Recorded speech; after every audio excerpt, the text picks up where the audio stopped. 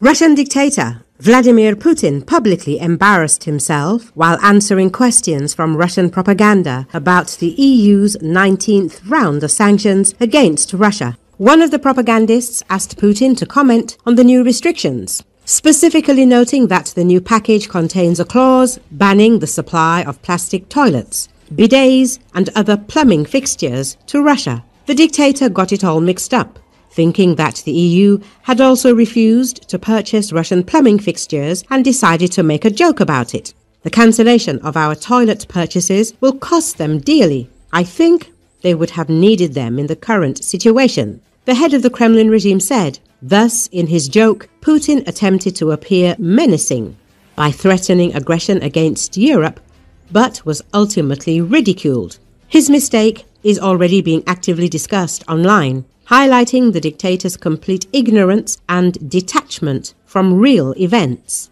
It should be noted that as part of the new sanctions package against Moscow, the EU also banned the import of motorized toys and plastic toys to Russia, including cars, dolls, strollers and tricycles.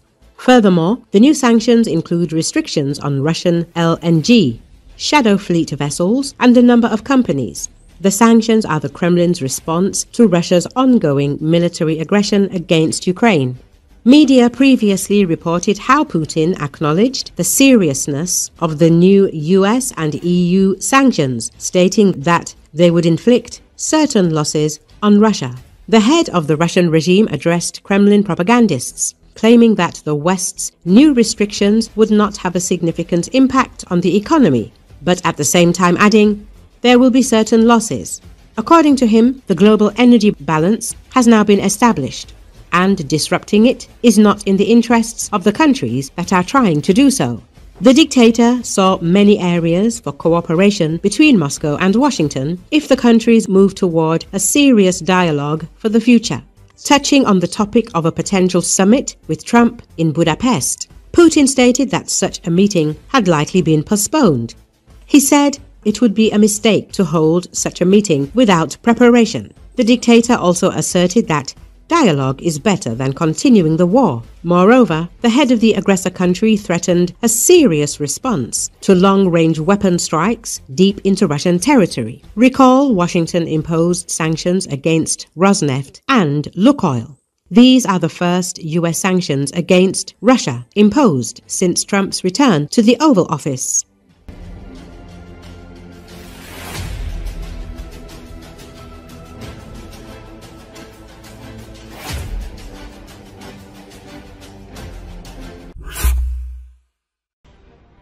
The US has returned to harsh sanctions pressure on the Kremlin.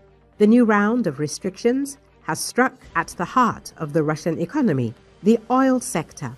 Experts interviewed by Focus explain that this is not just an economic move, but a signal that Washington no longer believes agreements with Moscow are possible. The United States officially announced a new round of sanctions against Russia over its refusal to end its war in Ukraine. The two largest Russian oil companies, Lukoil and Rosneft, and their subsidiaries were the primary targets of the restrictions. According to the US Treasury Department, the sanctions list includes companies in which Lukoil or Rosneft directly or indirectly own 50% or more of the shares. The department noted that the sanctions are being imposed specifically due to the lack of serious steps by Russia toward a peaceful settlement. Treasury Secretary Scott Bessent called on the Kremlin to stop the killing and the war. He emphasized that given President Vladimir Putin's refusal to end this senseless war, the Treasury Department is imposing sanctions on two of Russia's largest oil companies that are funding the Kremlin's war machine. Ivan Us, a leading expert at the National Institute for Strategic Studies, explains to Focus that it's important to understand that the US hasn't imposed any sanctions directly against Russia since January the 20th of this year. There were sanctions against India for purchasing Russian oil, but these were more of an indirect punishment. Washington's position was, we believe the parties can reach an agreement. There's no need to complicate the process with new restrictions. Today's decision by the US Treasury Department means that faith in the possibility of reaching an agreement with the Kremlin has ended. The American side no longer believes it's possible to sit down with Moscow and reach an agreement, the expert told Focus.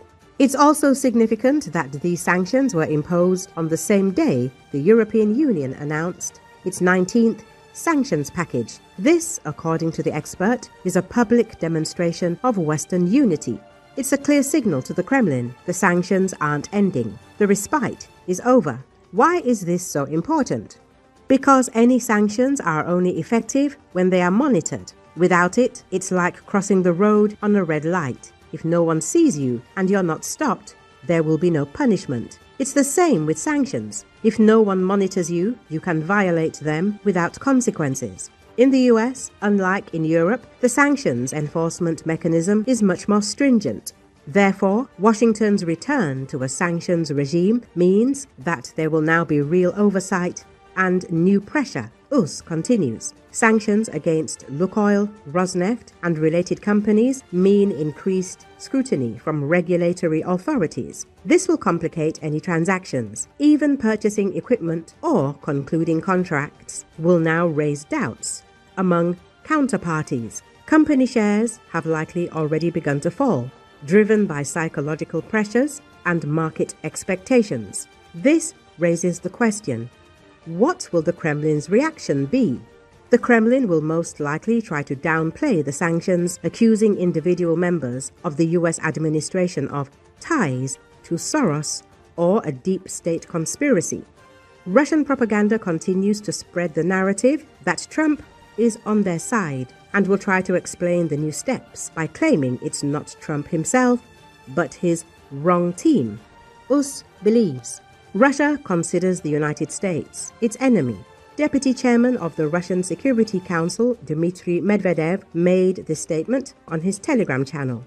Medvedev called the new US sanctions against Russia imposed because Russian dictator Vladimir Putin refuses to conclude a peace agreement with Ukraine, an act of war against the Russian Federation.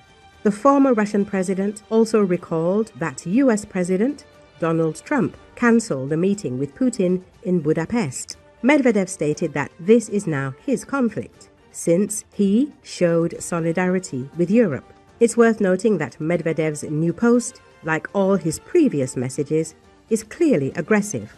He called negotiations to end Russia's war against Ukraine unnecessary and senseless, and called for new strikes against Ukraine. This isn't the first time Medvedev has called for war, for its continuation. In September of this year, he openly admitted that the war between Russia and Europe was possible. He also hinted at Russia's involvement in suspicious drone flights in Europe.